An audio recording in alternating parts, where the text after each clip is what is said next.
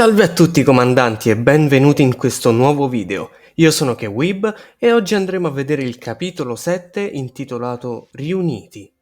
Iniziamo. Ci eravamo lasciati con Modernia che scappava mentre i nostri affrontavano The Rapture. Dopo averli sconfitti, ci apprestiamo a seguire le loro tracce, ma dopo un bel po' di tempo ci stanchiamo e Snow White decide che sarebbe stato meglio riposarci un attimo. In fondo anche lei doveva fare dei preparativi. Guardandola, notiamo che il suo equipaggiamento è piuttosto antico e infatti ci dice che continua a fare questa vita sin dalla prima invasione. Non ricorda a quanto tempo corrisponda, ma si parla sicuramente di più di 20 anni. Ad ogni modo, probabilmente Chatterbox e Modernia sono sotto il comando della regina e dunque diretti verso di lei. Se riuscissimo a sconfiggerla, entreremmo in una nuova era. Con i preparativi ultimati, continuiamo con la nostra marcia. Continuando a seguire le tracce, finalmente li raggiungiamo durante delle riparazioni su Chatterbox. Ma mentre Snow White ci spiega il piano d'azione, Modernia ci vede e ci dice che siamo stati stupidi a seguirli, nonostante ci avesse lasciato vivere. Snow White spara un colpo, ma il proiettile esplode a mezz'aria. Aveva attivato un campo magnetico. Modernia dispiega le ali e carica un colpo contro Snow White stendendola. Poi la solleva e inizia a picchiarla in modo sadico. Snow White si prende il gioco di lei dicendo che i suoi colpi le fanno il solletico. Noi, intanto, notiamo il fucile di Snow White a terra. Nonostante le armi delle nicche siano incompatibili con gli umani a causa del loro peso, riusciamo a sollevarla abbastanza da appoggiarla sull'esoscheletro che sostituisce la nostra gamba. Spariamo ed il rinculo ci scaraventa via. La nostra spalla e clavicola erano a pezzi, ma nonostante ciò avevamo fatto centro. Come prima il proiettile esplode e subito dopo degli spari vanno contro la schiena di Modernia. Erano arrivate le counters. Nonostante fosse molto più forte di noi, riusciamo a ferirla e il suo casco si rompe. Vedendola bene, quel volto ci sembra familiare. 心配なさらないでください。私があなたをお守りします。指揮官、ここにも包帯を巻いてください。ありがとうございます。もう全然痛くありません。です。指揮官、包帯、嬉しかったです。 Marian? Confusa, ci chiede se stessimo parlando con lei e ripete di chiamarsi Modernia.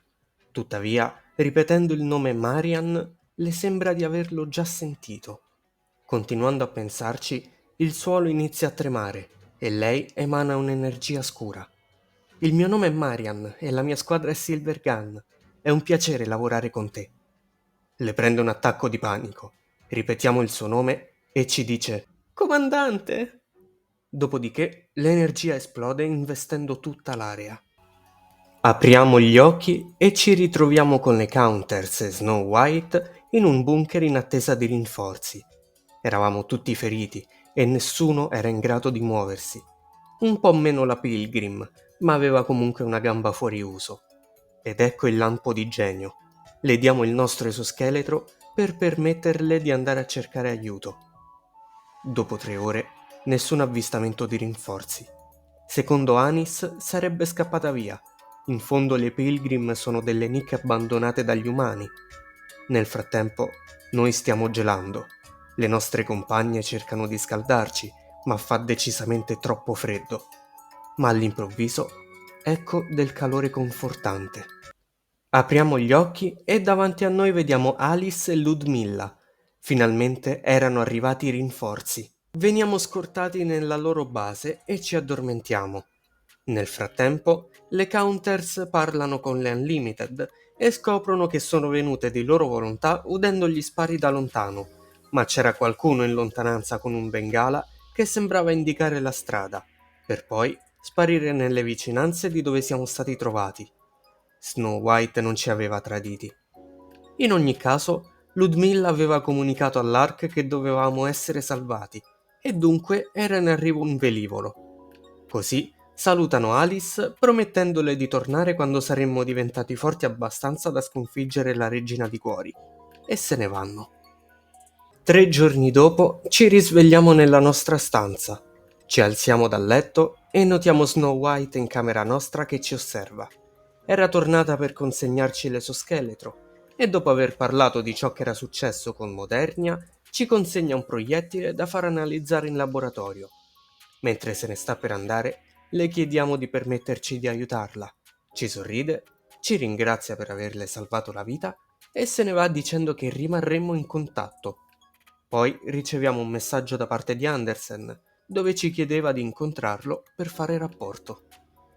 Essendo l'unico comandante ad essere sopravvissuto varie volte contro Chatterbox, il primo ad aver avuto contatto con Pilgrim ed Heretic e che per di più faceva parte della nostra squadra, il governo centrale ha deciso che la nostra squadra sarà un comando speciale che opererà con più autonomia. I Big Three non potranno più comandarci e potremmo addirittura rifiutare gli ordini di Andersen purché ci sia una motivazione valida. Dopodiché ci congeda dandoci un mese di riposo. Dopo un mese non siamo riusciti ancora a capire il significato del proiettile datoci da Snow White. O meglio, all'interno è stata trovata una sostanza sconosciuta non presente nei database dell'ARC. A detta di Exia, i dati sono stati cancellati. Il governo centrale stava nascondendo qualcosa. E la stessa cosa vale anche per le Heretic. Nessuna traccia sul come vengono formate o qualsiasi altro dato anche se inutile. Non sapendo dove sbattere la testa, ci dirigiamo da Exia. Ci informa che da qualche parte in superficie è presente un edificio comparabile a quello del governo dove potevamo analizzare l'interno del proiettile. E così, grazie al suo aiuto, ci mettiamo in viaggio. Finisce così questo 7° capitolo. Cosa n'è stato di Chatterbox e Modernia, o per meglio dire Marian, dopo l'esplosione? E cosa si cela all'interno di questo proiettile misterioso? Non vi resta che continuare a seguirmi per scoprirlo. Intanto vi ringrazio per avermi seguito fin qui. Vi invito a lasciare mi piace, commentare e condividere e noi ci rivediamo al prossimo video. A presto!